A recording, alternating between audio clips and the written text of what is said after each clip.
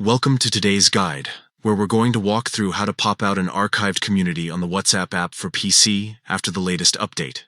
This feature makes it a lot easier to multitask and keep your important group or community chats open in their own window without losing them inside the main app.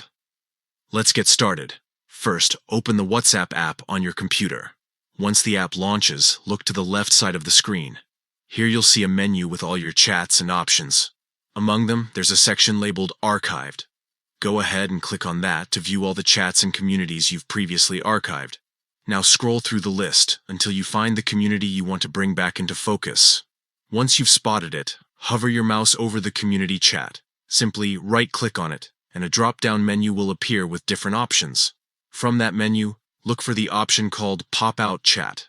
Click it, and just like that, a new window will open with that specific community.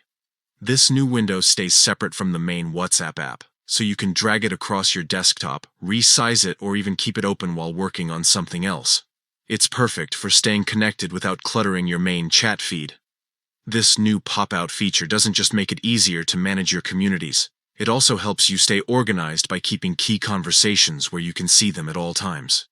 If you're part of a large community with frequent updates, or you just need quick access to important discussions, popping out the chat gives you that flexibility. And the best part? You can pop out multiple chats if needed, so you're not limited to just one at a time. Simply repeat the same process for each chat you want to have open separately. That's all it takes. With just a few clicks, you can turn your archived WhatsApp communities into active, floating chats on your PC, keeping them right at your fingertips.